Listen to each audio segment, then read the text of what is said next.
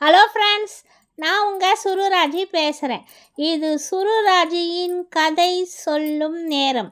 அர்ஜுனனின் தீர்ப்பு என்ற நாவல்லேருந்து இது வரைக்கும் 28 பாகம் சொல்லியிருக்கேன். இன்றைக்கு 29ஆம் பாகம். ஆசிரமத்தில் அவந்திகாவை அழைச்சிக்கிட்டு வரத்துக்காக போன அர்ஜுன் அவள் சந்தோஷமாக சிரிச்சிட்ருக்கிறத பார்த்துட்டு அப்படியே மெய்மறந்து அவளையே பார்த்து ரசிச்சுக்கிட்டு இருந்தான்.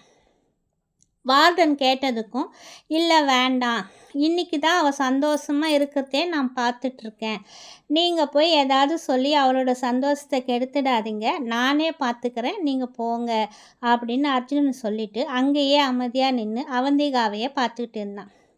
கொஞ்ச நேரத்துக்கு அப்புறமா எல்லாரையும் அழைச்சிக்கிட்டு அவந்திகா உள்ளே வந்தான். அவங்க எல்லாரையும் கட்டிலில் உட்கார வைத்தோம், படுக்க வைத்தோம், அவங்களுக்கு தேவையான வசதிகளை செய்து கொடுத்துட்டு திரும்பி அவந்திகா தன் முன்னே அர்ஜுன் நிற்பதை அப்போது தான் கவனித்தாள். நீங்களா, நீங்கள் எப்போ வந்தீங்க என்று சந்தோஷமாக அவனை பார்த்ததும் கேட்டார். நான் ரொம்ப நேரமாச்சு, ஆனால் இப்போ தான் உன் கண்ணுக்கு தெரிகிறேன், அதுவும் உன் எதிரில் வந்து நின்னதுக்கப்புறம். இல்லைன்னா நீ என்னை பார்த்து கூட இருக்க மாட்டேன். நீ சந்தோஷமாக சிரித்து பேசிகிட்டு இருக்கிறத பார்க்கும்போதே எனக்கும் அவ்வளோ சந்தோஷமாக இருந்தது. இப்போவும் நீ என்கிட்ட சிரித்த மாதிரி பேசுகிறது என் மனசுக்கு எவ்வளோ சந்தோஷமாக இருக்குன்னு உனக்கு தெரியுமா அவந்திகா என்று கேட்டான் அர்ஜுன். நீங்கள் திடீர்னு இங்கே வருவீங்கன்னு நானும் எதிர்பார்க்கலை. எனக்கு எப்படி தெரியும் நீங்கள் வருவீங்கன்னு? ஆமாம், உண்மையிலே நான் சந்தோஷமாக தான் இருக்கிறேன்.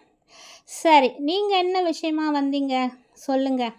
ஆமாம், இல்லை பாவம், நேற்றே என்னை எங்கேயோ ஆசையாக வெளியே அழைச்சிட்டு போகணும்னு நினச்சிங்க, ஆனால் அதுக்குள்ளே என்னால் ஒரு சின்ன பிரச்சனையால் ஹாஸ்பிட்டலுக்கு போகிற மாதிரி ஆயிடுச்சு. சாரி, நான் உண்மையிலே அதுக்காக ரொம்ப வருத்தப்படுறேன் என்று அவந்திகா சொன்னாள். சும்மா அடிக்கடி நடிக்காத, நீ வேணுமினே தான் பிளான் போட்டு மழக்கம் வர மாதிரி நடிச்சு இருக்க. அப்போ தான் என் கூட தனியாக வெளியே போகிறத தடுத்து நிறுத்த முடியும்னு நீ ஒரு பிளானோடு தான் இருந்திருக்க. நீ என் வண்டியோட 2 டயரையுமே பஞ்சர் ஆக்கினவ தானே, உன்னை பற்றி எனக்கு தெரியாதா என்று கூறி சிரித்தான் அர்ஜுன். அவந்திகாவும் சிரித்து கொண்டே, நிச்சயமாக அப்படியெல்லாம் எந்த ஒரு ஐடியாவும் எனக்கு இல்லை, அந்த மல்லிகைப்பூவோட வாசனையால் தான் எனக்கு தலை சுற்றி மயக்கமே வந்தது என்று கூறினார். அப்படியா? அப்போ சரி, இப்போவும் நான் உனக்கு மல்லிகைப்பூ வாங்கி வந்து இருக்கேன், உனக்கு எப்படி மயக்கம் வருதுன்னு நான் பார்க்குறேன் என்று கூறினான் அர்ஜுன். ஐயோ, அந்த மாதிரியெல்லாம் மறுபடியும் ரிஸ்க் எடுக்காதீங்க, எனக்கு அந்த மல்லிகைப்பூ வாசனையே பிடிக்கலை, எனக்கு வேண்டாம் என்று சொன்ன அவந்திகாவை திரும்பு என்று கூறி அவளின் தலையில் வலுக்கட்டாயமாக அவன் வாங்கி வந்த மல்லிகைப்பூவை வைத்தான் அர்ஜுன். வேண்டாம், நான் நிஜமாக தான் சொல்கிறேன், எனக்கு இந்த வாசனை பிடிக்கலை என்று கூறி அவந்திகா மறுபடியும் அவள் தலையில் இருந்த பூவை எடுக்க சென்றாள். எடுத்து வீசி எறிய முயற்சி செய்தாள். அர்ஜுன் உடனே அவளின் கையை பிடித்து, அது எப்படி உனக்கு பிடிக்காமல் போகுதுன்னு நான் பார்க்குறேன். இங்கே பார் அவந்திகா, நேற்றே நீ பூவை எடுத்து வீசி எறிஞ்சதுக்கு என்னோட மனசு எவ்வளோ கஷ்டப்பட்டது தெரியுமா? நான் அதனால் எவ்வளோ வருத்தமாக இருக்கிறேன்னு சொன்னால் உனக்கு புரியாது. இந்த தடவை என்ன ஆனாலும் சரி, நீ மயக்கம் போட்டு விழுந்தாலும் சரி, உனக்கு சுத்தமாக அந்த பூவோட வாசனை பிடிக்கலைன்னாலும் சரி, உன் தலையிலிருந்து பூவை எடுக்காத, எனக்கு கண்டிப்பாக கோபம் வரும், சொல்லிட்டேன் என்று மறுபடியும் கூறினான் அர்ஜுன். அதன் பிறகு அவந்திகாவும் அவனுடைய வார்த்தைகளை கேட்டு மிகவும் அமைதியானாள். சரி, உன்னோட டியூட்டி முடிகிற வரைக்கும் நம்ம வெயிட் பண்ண வேண்டாம், உன் வார்டன்கிட்ட நான் சொல்லிட்டேன், வா நம்ம வெளியே போகலாம் என்று அவந்திகாவை அழைத்தான் அர்ஜுன். என்ன விளையாடுறீங்களா? நேற்று தான் பர்மிஷன் போட்டேன், இன்றைக்கி என்னால் எங்கேயும் வெளியிலலாம் வர முடியாது, அப்புறம் வார்டன் என்ன திட்டுவாங்க, நான் எங்கேயும் வரலப்பா வேணும்னா இன்னொரு நாள் வேணால் நம்ம 2 பேரும் உங்கள் ஆசைப்படியே எங்கேயாவது வெளியில் போகலாம் என்று அவனை சமாதானப்படுத்த முயன்றாள் அவந்திகா. ஹலோ, உன்னை யார் பர்மிஷன் போட சொன்னா? இங்கே இருக்கிறவங்க எல்லாருக்கும், முக்கியமாக உன் வார்டனு, உன் ஃப்ரெண்ட்ஸு எல்லார்கிட்டேயும் பெருசாக ஒரு குட் பை சொல்லிவிட்டு என் கூட நீ கிளம்பி வா, நான் இங்கேயே உனக்காக வெயிட் பண்ணுறேன் என்று சொன்னான் அர்ஜுன். என்ன, ஏன் இப்படியெல்லாம் நீங்கள் பேசுகிறீங்க? எனக்கு எதுவுமே புரியலையே என்று அவந்திகா சொல்லி கொண்டு இருக்கும்போதே அதற்குள் வார்டனும் மலரும் ஒரு சில வயதானவர்களும் வந்து அவந்திகாவுக்கு தங்களுடைய வாழ்த்துக்களை சொன்னார்கள். உன்னுடைய நிச்சயதார்த்தம் நல்லபடியாக நடக்கணும், நீ சந்தோஷமாக இருக்கணும், எங்களோட ஆசீர்வாதம் உனக்கு எப்பவுமே இருக்கும் அவந்திகா என்று ஆளுக்கு பேச அவந்திகாவுக்கு ஒன்றுமே புரியவில்லை. என்ன இவர்கள் பேசுகிறார்கள் என்று புரியாமல் அர்ஜுனனை திரும்பி பார்த்தாள். அவர்கள் அனைவரும் அர்ஜுனனிடம், தம்பி, நிச்சயதார்த்தம் தானே பண்ண போகிற, கல்யாணம் முடிகிற வரைக்குமாவது அவந்திகாவை இங்கே அனுப்பி வைப்பா, அவள் தினமும் வந்தாதான் எங்கள் எல்லாருக்குமே சந்தோஷம். கல்யாணம் முடிஞ்சதுக்கு அப்புறம் கூட நாங்கள் இந்த மாதிரியெல்லாம் எதிர்பார்க்க மாட்டோம். அவளோட வாழ்க்கை நல்லா இருக்கணும்னு நாங்கள் எல்லாருமே மனப்பூர்வமாக ஆசீர்வாதம் பண்ணுறோம் என்று சொன்னார்கள். சாரி, தயவு செஞ்சு எல்லாரும் என்னை மன்னிச்சிடுங்க.